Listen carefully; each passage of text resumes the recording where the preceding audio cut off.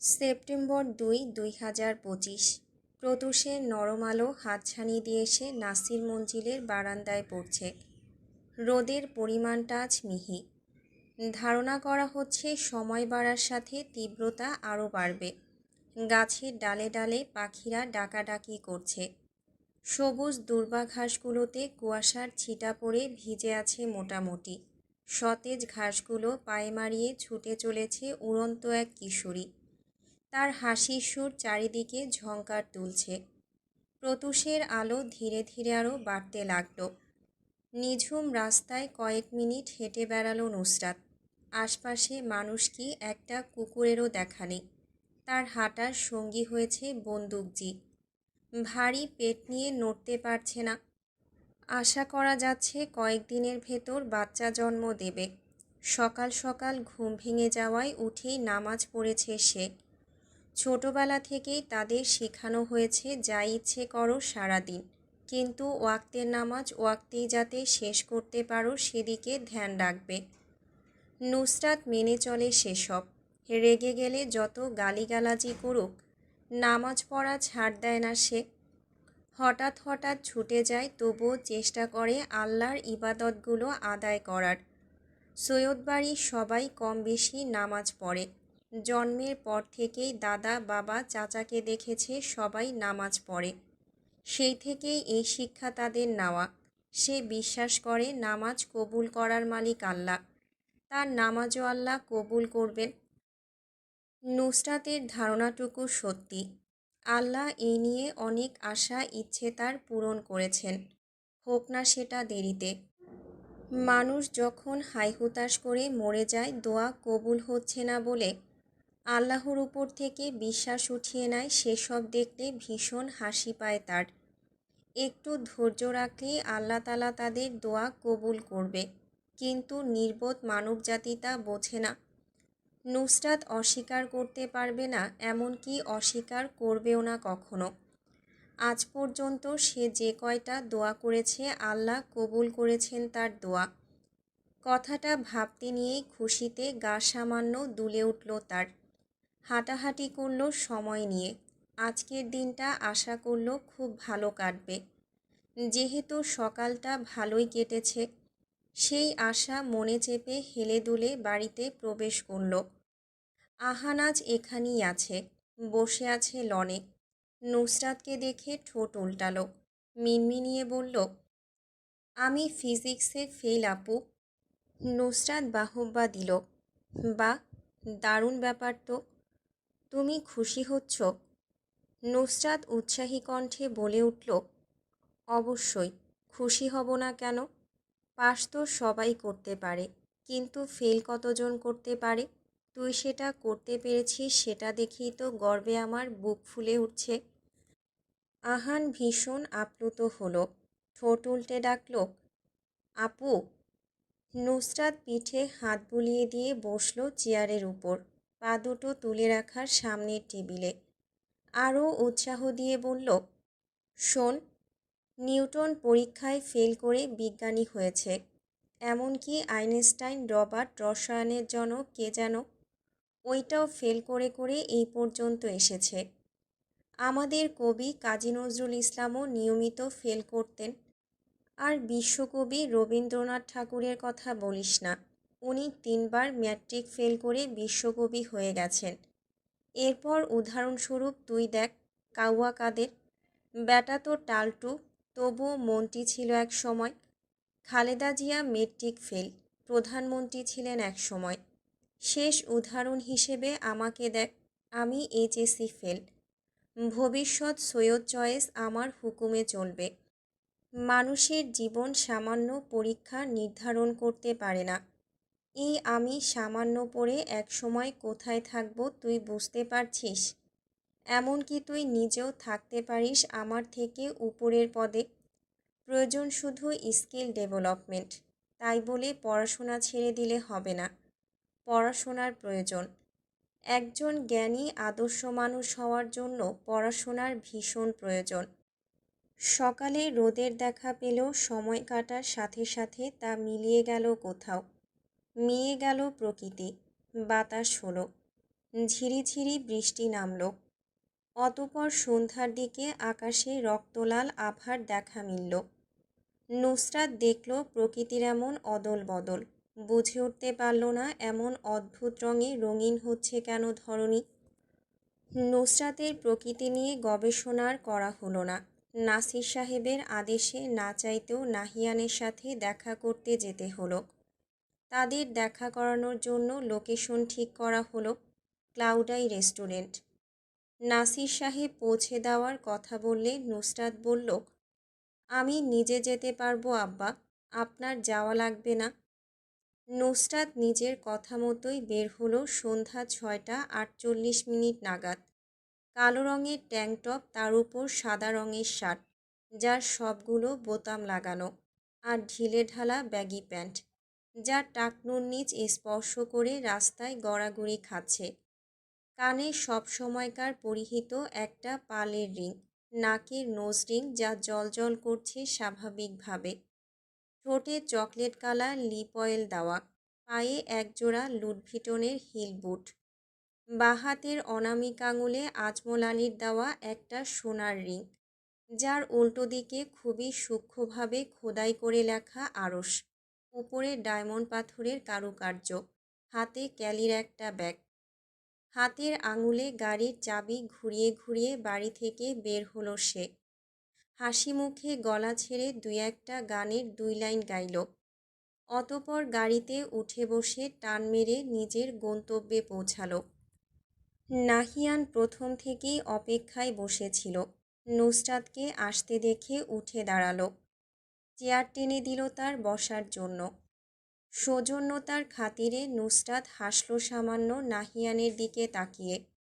হাতের ব্যাগটা টেবিলের একপাশে রেখে বসল নাহিয়ানের মুখোমুখি। রেস্টুরেন্টের ট্রান্সপারেন্ট গ্লাস হওয়ায় বাহিরের রাস্তা দেখা যাচ্ছে স্পষ্ট। নুসরাত বসতেই পানি এগিয়ে দিয়ে জানতে চাইল, কেমন আছেন আপনি নুসরাত? নুসরাত এক ঢোক পানি খেলো, রেখে দিল গ্লাসটা টেবিলে। পায়ের উপর পা তুলে বসতে বসতে বলল, যেমন দেখছেন, তা আপনি কেমন আছেন নাহিয়ান আবরার পশ্চিম? এতক্ষণ মোটামুটি ভালো ছিলাম, এখন আপনাকে দেখে আরও বেশি ভালো হয়ে গেছি। নুসরাত হাসল, বলল, মেন পয়েন্টে আসি পূর্ব, এত ফর্মালিটি করার প্রয়োজন নেই। কথা শেষে 2 হাত সামনে এনে বসল সে। নিমিষেই হাসি মিটিয়ে নিয়ে ফর্মাল হয়ে গেল সে। গম্ভীর মুখে জিজ্ঞেস করল, আপনি আমার বাবাকে বিয়ের প্রস্তাব দিয়েছেন? হ্যাঁ। নুসরাত সরাসরি প্রশ্ন ছুড়ল, আপনাকে না করা সত্ত্বেও কেন বিয়ের প্রস্তাব দিয়েছেন? নাহিয়ান নিজস্ব ভঙ্গিমায় বলে উঠল, আপনাকে আমার পছন্দ তাই। নুসরাত চোখ মুখ কঠিন করে তড়িৎ প্রশ্ন শুধালো, সত্যি? নাহিয়ান ভরকালো কি একটু? হ্যাঁ ভরকালো। নুসরাতের দিকে তাকিয়ে সহজ হওয়ার চেষ্টা করল, হলো না। নুসরাত টের পেল তা। হাত বাড়িয়ে পানি ঠেলে দিল নাহিয়ানের দিকে, বলে উঠল, আপনি আমাকে পছন্দ করেন না আমি জানি পূর্ব। নাহিয়ানের কানে কি সেই কথা গেল? না, গেল না। সে শ্যামলা খাড়া নাক ওভাল মুখের গম্ভীর চেহারার মেয়েটার দিকে তাকিয়ে থাকল হাঁ করে। যখন যখন পূর্ব বলে ডাকে নাহিয়ানের হৃদয়ে ঝংকার ওঠে, নিষ্পৃহ হয়ে যায় তার দেহের অঙ্গ প্রত্যঙ্গ। এই পূর্ব, শুনছেন? নাহিয়ান কেঁপে উঠল, চোখের পাপড়ি নড়ল একটু এদিক সেদিক। নুসরাত আবারও প্রশ্ন ছুড়ল, আপনি নাকি আমার মাকে দেখে অদ্ভুত ব্যবহার করেছেন সেদিন? নাহিয়ান কিছু বলতে নেবে নুসরাত থামিয়ে দিল, বলল, এর কারণ আমি জানি পূর্ব, আপনাকে বলতে হবে না। আপনাদের পরিবারে নারীদের সম্মান পুরুষদের পায়ের তলায়। কর্তৃত্ব রাজ বিরাজ করে পুরুষেরা। আপনারা মনে করেন নারীরা ঘরের কীটপতঙ্গ, নিচু জাতের দাসী, তাই না? একটা কথা বলি, মাইন্ড করতে চাইলে করিয়েন।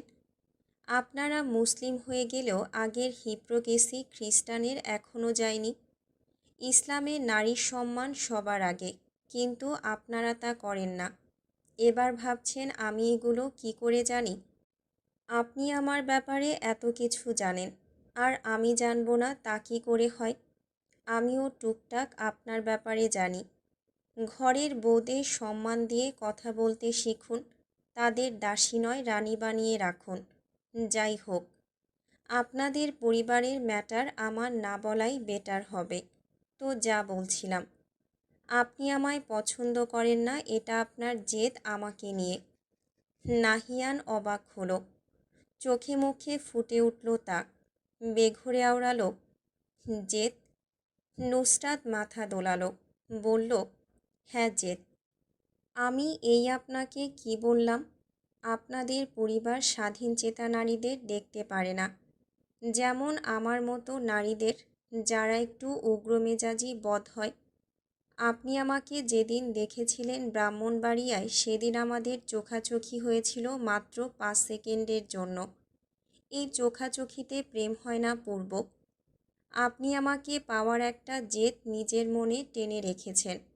যে মেয়ে আপনাকে পুরো রেস্টুরেন্টের সামনে বালের নেতা বলে গালি দিয়েছে, সেই মেয়ের প্রতি একজন পুরুষের কখনো ভালোবাসা পছন্দ আসতে পারে না, আসবেও না কখনো।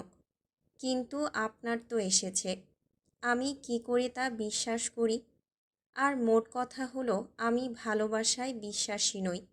মূল প্রসঙ্গে আসা যাক।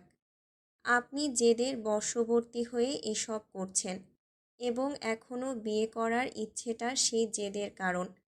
আরশ আপনাকে মেরেছে আমার জন্য। আপনাকে হসপিটালে থাকতে হয়েছে, সেটা থেকে একটা জেদ তৈরি হয়েছে যে আপনার আমাকে নিজের বানাতে হবে। ওই আরশকে শিক্ষা দিতে হলেও আমাকে আপনার বানাতে হবে। বিয়ে শেষ হলেই আপনার আমার প্রতি আগ্রহটাও ফুরিয়ে যাবে। এবং আমি এই যে এতগুলো কথা বললাম, আমার কথায় আপনি কোনো ভুল দেখাতে পারবেন না। নুসরাত সরি বলতে গিয়ে থেমে গেল। নাহিয়ান হাঁ করে তার কথা গিলছে। এখনও পর্যন্ত টু শব্দটি করেনি। নুসরাত বলল, আবারও আপনার পরিবারের প্রসঙ্গে যাচ্ছি। আমি উগ্র, অভদ্র, শয়তান, বদ, গালিবাজ, এটা আমি নিজেও জানি। আমি নিঃসন্দেহে একজন খারাপ মানুষ। সাধারণ বাঙালির মতো আমার চিন্তা ধারণা নেই। আমি কলেজে থাকতে যখন নারী শিক্ষা নিয়ে রাস্তায় বের হতাম, অনেকে আমায় সেই সময় শাহবাগী বলতো। কারণ আমি কেন নারী শিক্ষার পক্ষে কথা বলছি, কেন ঘরে বসে নেই, কেন আমার পরিবার আমার উগ্রতা মেনে নিচ্ছে, তাই বলে আমি পুরুষদের নিচু করছি না। আমাদের সমাজে মাথা উঁচু করে চলার জন্য পুরুষের সাপোর্ট ভীষণ প্রয়োজন। কিন্তু আমি ওইসব নারী কখনোই হতে চাইনি, যাদের ইচ্ছে আকাঙ্ক্ষা গলা টিপে মেরে ফেলা হয়। আমি উঠতে চেয়েছি, এবং আমি উঠতে পেরেছি। আমাকে একটা গণ্ডির ভেতরে আটকে রাখা হয়নি, সব করতে দেওয়া হয়েছে। কখনো বেশি কথা বললে আমাকে বলা হয়নি তুমি চুপ থাকো, কথা কম বলো, এত সত্য কথা বলতে হয় না, বেয়াদবি করো না। আমাদের সমাজে একটা সাধারণ বিষয় হয়ে দাঁড়িয়েছে বেয়াদবি। যদি কেউ জোর গলায় কথা বলে সেটা বেয়াদবি, কেউ কথার প্রতিবাদ করলে সে বেয়াদব। আমি কখনো ভালো হয়ে বেঁচে থাকতে চাইনি। মানুষের কাছে ভালো হয়ে বেঁচে থেকে আত্মগ্লানি নিয়ে মরবো কেন? আল্লাহ আমায় একটা জীবন দিয়েছে, এই জীবন আমি বদমাইশি, শয়তানি, খবিশি, বেয়াদবি করে কাটাবো। প্রয়োজন পড়লে আমার মতো কালো মেয়েদের জন্য আওয়াজ উঠাবো। আমি নিজেকে নিয়ে কখনো হতাশায় ভুগিনি। আমার মতো অনেক নারীই আছে, যারা কথা বলতে পারে না নিজেদের বেয়াদব তকমা থেকে বাঁচাতে। কিন্তু আমি স্বাচ্ছন্দ্যে তা গ্রহণ করেছি। যে যাই বলুক, আমি নিজের কাছে নিজে অনেক কিছু। আমি নিজেকে ভালোবাসি ভীষণ। আপনার সাথে ওই দিন আমার দেখা হওয়ার কোনো লক্ষণ ছিল না, কিন্তু তকদির হয়তো আমাদের দেখা হওয়া লিখে রেখেছিল। ডেস্টিনি চাইছিল বলেই আমাদের এমন আকস্মিক দেখা। আপনি যে পরিবেশে বড় হয়েছেন, সেই পরিবেশে নারীদের ময়লার কীট মনে হয়, কোনো কীটপতঙ্গ যেমন তেমন মনে করে। কিন্তু যেদিন আমার আপনার সাথে দেখা হলো, সেদিন আপনার ধারণা ভেঙে চুরমার হলো। আমার এমন বেহায়াপনা বেয়াদবি আপনার এক মন মেনে নিতে পারছিল না। অন্য মন আগ্রহী হচ্ছিল আমার প্রতি। অতঃপর আগ্রহের বশেই আপনি আমার পিছু নিয়েছেন এবং এখন সেই আগ্রহ গড়াতে গড়াতে জেদে চলে গিয়েছে। নুসরাত দীর্ঘ কথা শেষে বিরতি নিল। জিজ্ঞেস করল, আমি কি কোনো কিছু ভুল বলেছি? Am I right or am I wrong? পূর্ব কথা বলল না। কেমন মন্ত্রমুগ্ধের ন্যায় তাকিয়ে রইল নুসরাতের পানে। নিজেকে সামলে উঠে বলে উঠল, খাবার অর্ডার দিই। কী খাবেন বলুন। নুসরাত নাহিয়ানের কথা কাটানোর প্রয়াস দেখল নির্জীব চোখ মুখে। ট্রান্সপারেন্ট গ্লাসের ওপারে খোলা আকাশ। রাতের অন্ধকারে তা ঢেকে আছে। সেদিকে তাকিয়েই প্রশ্ন জাগল তার মনে, আজ কি অমাবস্যা? এত অন্ধকার কেন? কিছুক্ষণ পর তাকে ভুল প্রমাণ করে দিয়ে মেঘ গর্জে উঠল। গুরুম গুরুম শব্দ হলো। বিদ্যুৎ চমকালো আকাশে আঁকাবাঁকা হয়ে। নাহিয়ান প্রশ্ন করল, আপনি বজ্রপাত বিদ্যুৎ চমকানো ভয় পান? নুসরাত নিজের চশমা ব্যাগ থেকে বের করে টিস্যু দিয়ে মুছে নিল। চোখে এঁটে নিয়ে বলল, কখনো সময় হয়নি বিদ্যুতের চমকে ভয় পাওয়ার। যতদিনে বুঝলাম ভয় পাওয়া উচিত, ততদিনে পার করে এসেছি সেসব। নাহিয়ান ঠোঁট ভিজিয়ে নিল জিভ দিয়ে। কিন্তু আপনার বয়সী মেয়েরা বৃষ্টির শব্দে চমকায়, ভরকায়। নুসরাত বিগলিত হাসল। বলল, সেই সুযোগ আমাদের কাউকে দেওয়া হয়নি। ছোটবেলা থেকেই শেখানো হয়েছে কোনো কিছুই ভয় পাওয়া যাবে না, এবং আমরাও ভয় পাইনি। আমি বিমোহিত হয়ে যাচ্ছি আপনার উপর নুসরাত। থ্যাঙ্কস এ লট আমার উপর বিমোহিত হওয়ার জন্য। এবার বলুন তখনকার প্রশ্নের উত্তর। নাহিয়ান ভ্রু চুলকালো তর্জনী আঙুলের সাহায্যে। ফর্সা মুখটায় খেলে গেল হাসি। বলল, আপনি একদম ঠিক বলেছেন। আমি জেদ থেকেই আপনার পিছু নিয়েছিলাম। কিন্তু আপনি জানলেন কিভাবে এসব? নুসরাত নিজের চেহারার দিকে ইশারা করে জানতে চাইল, আমার চেহারা দেখে কি আপনার আমাকে বোকাচোদা মনে হয়? নাহিয়ান হো হো করে হাসল। বলল, আপনি যা দেখান আসলে আপনি তা না নুসরাত। আপনি বুদ্ধিমতী। উপরে উপরে বোকা মেন্টাল পাগল ছাগলের রূপ ধরে ঘুরলেও ভেতরে ভেতরে আপনি সব জানেন, সব বোঝেন। নাহিয়ানের এত কথা নুসরাত নিতে পারল না। অস্বস্তিতে ঘাট হয়ে বলল, আর প্রশংসা করতে হবে না। এইটুকুই যথেষ্ট আজকের জন্য। যেহেতু আমাদের কথা শেষ, তাহলে আজ আমি উঠি। নাহিয়ান থামিয়ে দিল। নুসরাতের ব্যাগ চেপে ধরা হাত টেনে ধরল। নুসরাত একবার তা দেখল, একবার নাহিয়ানের মুখ। হাতে অগ্নিস্ফুলিঙ্গ লেগেছে এমনভাবে ছিটকে সরে গেল। ঝাড়া দিয়ে উঠল তার সারা শরীর। চোখ রাঙিয়ে শক্ত কণ্ঠে নিষেধাজ্ঞা জারি করল, আমাকে স্পর্শ করবেন না পূর্ব। আমার পছন্দ নয় কেউ আমার অনুমতি ছাড়া আমার একটা চুলও স্পর্শ করছে। নাহিয়ানের মুখ গম্ভীর হলো। দাম্ভিক স্বরে জিজ্ঞেস করে বসল, আরশ যখন সময় অসময়ে স্পর্শ করে তখন তো কিছু হয় না? নুসরাত নিজের জায়গায় অটল। আগের মতো শক্ত অথচ দৃঢ় গলায় বলল, আপনি আরশ নন, আরশ হতেও পারবেন না। নাহিয়ান আহত হলো। বুকে সূক্ষ্ম ব্যথার উপলব্ধি টের পেল। তবুও টেনে নুসরাতকে বসিয়ে দিল, ছাড় দিল না এক বিন্দু। ভীষণ বিরক্ত বোধ করল নুসরাত। পাবলিক প্লেস হওয়ায় চুপচাপ দাঁত কামড়ে বসে রইল। নাহিয়ান বলতে শুরু করল, আপনার প্রতি আমার অনুভূতি কি তা না বলে আমি আপনাকে আর যেতে দেব না। হ্যাঁ, আমি মানছি প্রথমে আপনার প্রতি আমি জেদ থেকেই পিছু নিয়েছিলাম। কিন্তু সেই জেদ এখন আর জেদে আটকে নেই নুসরাত। তা পেরিয়ে বহুদূর চলে গেছে। আমি আপনাকে পছন্দ করি। আপনাকে বিয়ে করতে চাই নুসরাত। আমাকে বিয়ে করতে আপনার সমস্যাটা কি সেটা বলুন।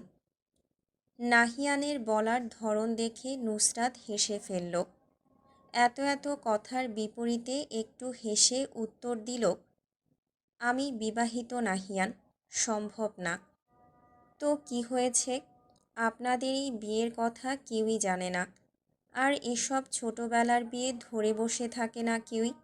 আপনি কেন বসে থাকবেন? আপনি কি কোনোভাবে আপনার হাজবেন্ডকে ভালোবাসেন? নুসরাত উত্তর দিল না প্রশ্নের। নাহিয়ান উত্তরের আশায় বহুক্ষণ প্রতীক্ষায় বসে রইল।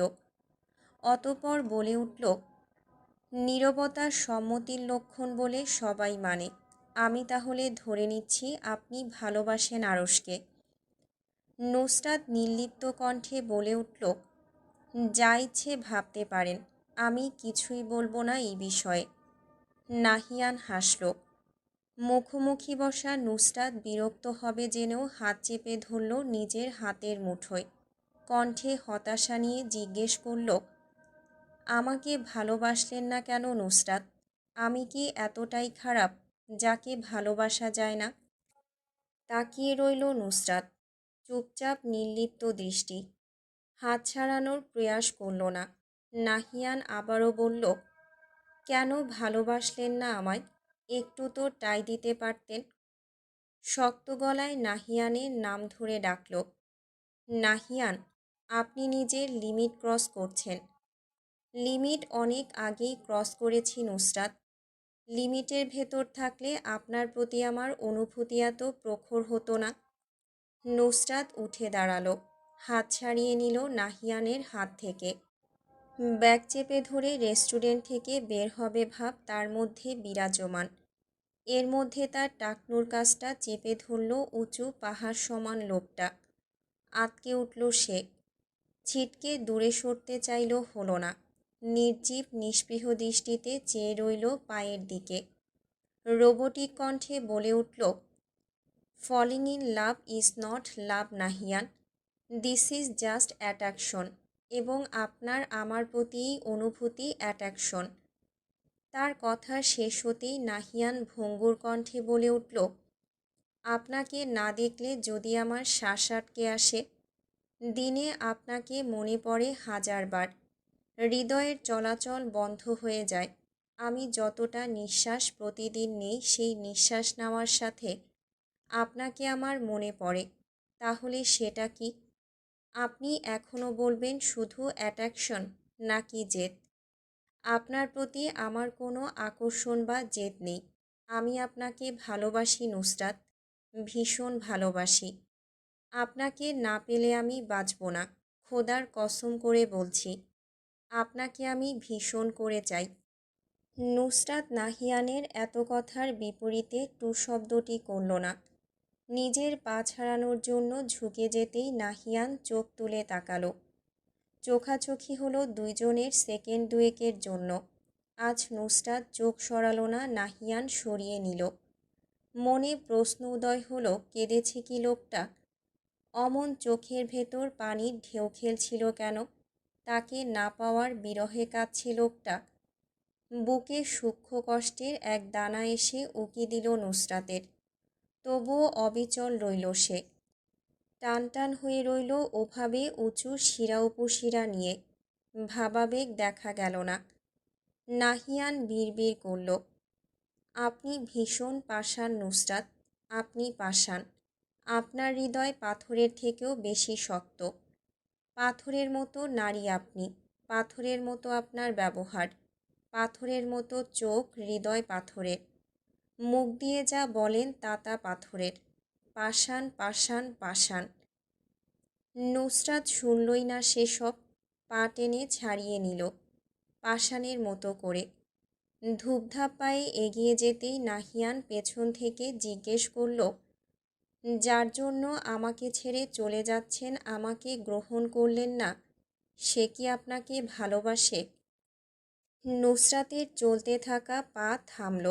থমকানো চেহারায় পিছু ফিরে চাইল। কঠোর কণ্ঠে বলে উঠল, ভালোবাসা? আমি জানি না ভালোবাসার মানে কি। আমার কাছে ভালোবাসা মানে এই নয় যে সারাদিন একজন আরেকজনকে ভালোবাসি ভালোবাসি বলা। চুমু খাওয়া, মিষ্টি মিষ্টি কথা বলা, একজন আরেকজনের দিকে শুধু তাকিয়ে থাকা। আমার কাছে ভালোবাসার মানে হলো যখন পৃথিবীর মানুষ একদিকে আর আমি একদিকে, তখন পৃথিবীর একদিকের মানুষ ছেড়ে শুধু আমাকে সমর্থন করবে সে। খারাপ অবস্থায় আমাকে ছেড়ে যাওয়ার বদলে সে আমার পাশে দাঁড়াবে, আমাকে রক্ষা করবে। তো হ্যাঁ, আমার স্বামী আমাকে ভালোবাসে, অনেক বেশি বাসে, আমার চিন্তা ভাবনার থেকেও বেশি। তাচ্ছিল্য নিয়ে জানতে চাইল, এত বিশ্বাস? নুসরাত উত্তর করল না। নাহিয়ান বলল, আপনার এই বিশ্বাস ভাঙবে নুসরাত, খুব খারাপভাবে ভাঙবে। নাহিয়ানের কথা কানে তোলার প্রয়োজন বোধ করল না।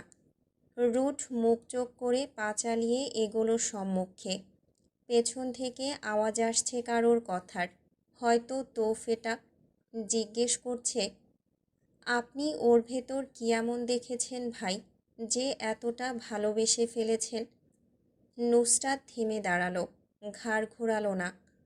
অনেকক্ষণ অপেক্ষা করে রইল উত্তরের আশায়।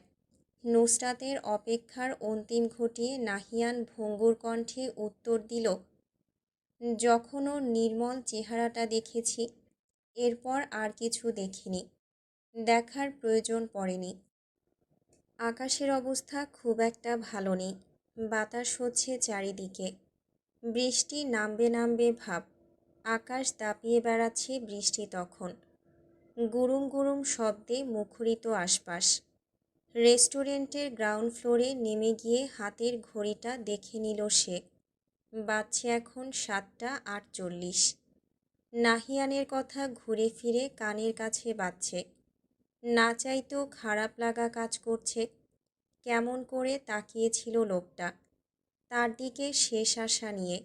নুসরাত শক্ত কণ্ঠে বলতে পারে তার আর আরশের আগে বিয়ে না হলে নিশ্চয়ই নাহিয়ানের মায়ায় পড়ে যেত। বুকে কষ্টের দানা আবারও বাঁধল। দীর্ঘশ্বাস ফেলে পার্কিং করে রাখা গাড়ির দিকে অগ্রসর হতেই বাহু চেপে ধরল কেউ। নুসরাত ভাবল নাহিয়ান, তাই চেঁচিয়ে উঠল, আপনাকে না না করেছি, আমার অনুমতি ছাড়া স্পর্শ করবেন না আমায়। বাহুর চাপে শরীর ব্যথায় ঝাঁঝিয়ে উঠল। চশমা পরে থাকায় স্পষ্ট দেখতে পেল আরশের রাগে ক্ষোভে তিরতির করে কাঁপতে থাকা ঠোঁট, নাক। নুসরাত অবাক হলো, আরও সেখানে আসলো কিভাবে? অত্যাশ্চর্য কণ্ঠে কিছু বলতে নেবে গা ঝাড়া দিয়ে উঠল। ব্যথায় গায়ের অস্থিসন্ধি ছুটে যাওয়ার মতো মনে হলো তার। আরশ তার বাহু দ্বিগুণ চাপে চেপে ধরল। শ্লেষ মিশ্রিত স্বরে মাথা দোলাতে দোলাতে বলে উঠল, ও হ্যাঁ, ভুলে গিয়েছিলাম, আমি চেপে ধরলেই সমস্যা হয় তোর? নাহিয়ানের সাথে ঘষাঘষি করতে সমস্যা হয় না, তাই না? নুসরাত ভ্রু কুঁচকে তাকালো, বিরক্তিতে খ্যাঁকালো, ভালো লাগছে না আরশ ভাই, হাত ছাড়ুন। আরশ হাত ছাড়ল না বই কি, আরও চেপে ধরল শক্ত করে। রাগ মিশ্রিত স্বরে জানতে চাইল, এখানে এসেছিস কেন? নুসরাতের দ্বিধাহীন কণ্ঠস্বর ভাসল বাতাসে, নাহিয়ানের সাথে দেখা করতে। তুই কেন নাহিয়ানের সাথে দেখা করতে আসবি? ভালোবাসা বাটা হচ্ছে। আশ্চর্য, ভালোবাসা বাটব কেন? নুসরাত থামল, ক্লান্ত স্বরে বলে উঠল, আমি ক্লান্ত, আমার রেস্ট প্রয়োজন, বাড়ি যাব, হাত ছাড়ুন। আরশ হাত ছাড়ল না। নুসরাতকে টেনে এনে নিজের কাছে দাঁড় করালো, একদম নিকটে। উত্তাল বাতাসে উড়ল নুসরাতের মাথার চুল, ঢিলে ঢালা শার্টটা। ছাড়ব না হাত, আগে উত্তর দে আমার প্রশ্নের। নাহিয়ানের সাথে দেখা করতে এসেছিস কেন? আরশ ভাই, আপনি এবার ওভার রিয়্যাক্ট করছেন। আরশ খ্যাঁক করে উঠল, চেঁচালো, আমি ওভার রিয়্যাক্ট করছি? আমি? গাঝাড়া দিয়ে নিজের শরীর ছুটিয়ে নিল আরশের কাছ থেকে নুসরাত।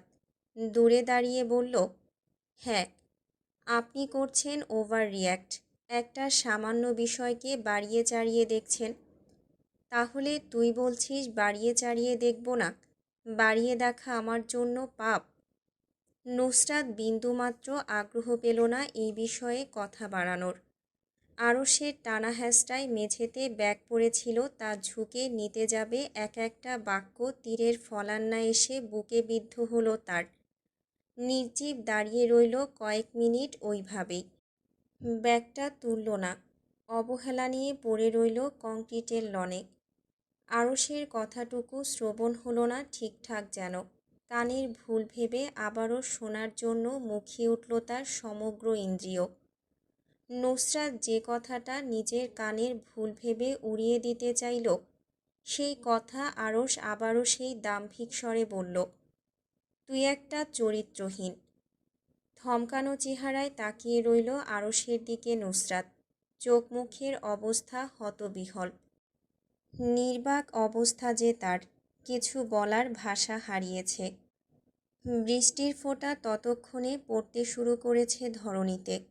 টিপ টিপ করে ভিজিয়ে দিল তাদের। নুসরাত তাকিয়ে রইল নির্নিমেষ। বিশ্বাস ভাঙার আওয়াজ হলো কোথাও। মটমট করে ভাঙল হৃদয়ের অন্তঃস্থল। নাহিয়ানের কাছে বড় গলায় বলে আসা কথাটা মনে হলো বারবার। চোখের সামনে সমগ্র পৃথিবী দুলল। আকাশ হয়তো বুঝল চারদিক কাঁপিয়ে এই মুহূর্তে বৃষ্টি নামা প্রয়োজন, তাই ঝমঝম করে নামল। ভিজিয়ে দিয়ে গেল নুসরাতের সমগ্র শরীর। সাদা রঙের শার্টটা গায়ের সাথে লেগে গেল। কথা বলতে গিয়ে বুঝল গলা কাঁপছে। নড়বড়ে হচ্ছে তার দেহ, জিভ কাঁপছে। শরীরটা বেইমানি করে সেটাও কাঁপল। নিজের দেহের এই অভিসন্ধি নুসরাত টের পেল খুব করে। নিজেকে সামলানোর কোনো চেষ্টাই করল না।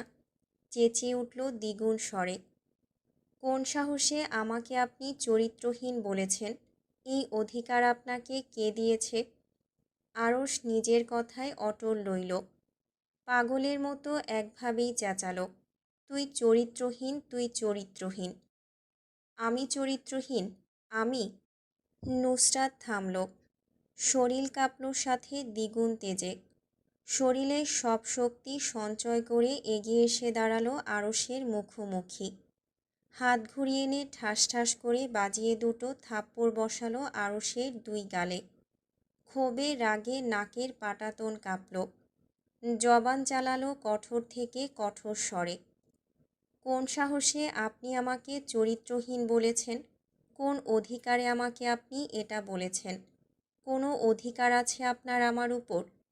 13 বছর পূর্বের ওই বিয়ের জের ধরে যদি আপনি আমার উপর কর্তৃত্ব চালাতে আসেন, তাহলে শুনুন, ওই বিয়েটা আমি মানি না। ওই বিয়েটা নিছক নামমাত্র, অস্তিত্বহীন, মূল্যহীন। কোনো সম্মান নেই আমার কাছে। শুনেছেন? শুনেছেন আপনি আমার কথা? কোনো মূল্য নেই। আরশ কটাক্ষ করে হাসল। নির্বিকার চিত্তে চেয়ে রইল নুসরাতের পানে। অসাড়তা জেঁকে ধরল তার সমগ্র। ঠোঁট নাড়িয়ে জানতে চাইল, মূল্য নেই বিয়েটার তোর কাছে?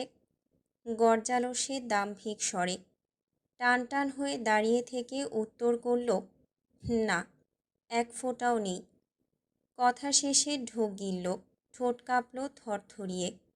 নিজের চোখের চশমা খুলে মুছে নিল ভেজা কাপড় দিয়ে। ঝাপসা হলো আরও। চোখের পর্দা ঝাপসা হলো তার থেকে দ্বিগুণ। চোখে কিছু একটা পড়েছে হয়তো। বৃষ্টির পানির ছাটের সাথে তাল মিলিয়ে চোখ বেয়ে জল পড়ল টপ টপ করে, 1 ফোঁটা, 2 ফোঁটা, 3 ফোঁটা, এমন করে শত ফোঁটা। রাতের অন্ধকারে তা বোঝা গেল না। বৃষ্টির কারণে ধারণা করা গেল না সে কাঁদছে। নিজের জায়গায় কঠোর থাকল। যে বিশ্বাস করে না তার কাছে আবার কিসের আশ্বাস চাইবে? নুসরাত ঝুঁকবে না। যার যা ভাবার ভাবুক, ভাবতেই থাকুক। সে দায় নেয়নি মানুষের ভাবনা বদলানোর। অনেক কষ্টে সে সিদ্ধান্ত নিল একটা। আরশের থেকে 2 হাত দূরে ছিল সে। অনবরত বৃষ্টিতে ভিজে শরীর চিপচিপে হয়ে আছে দুজনের। আরশ শক্ত অব্যয় নিয়ে দাঁড়িয়ে আছে সম্মুখে। কঠোর চেহারা তার, কোনো নমনীয়তা নেই সেখানে। এক পা দুই পা করে এগিয়ে আসলো আরশের নিকট নুসরাত। নিজেদের ভেতরে দূরত্ব মিটিয়ে নিল। কণ্ঠে স্পৃহতা আবহ বিরাজমান, তবুও নিজস্ব গম্ভীরতা বজায় রাখে সে।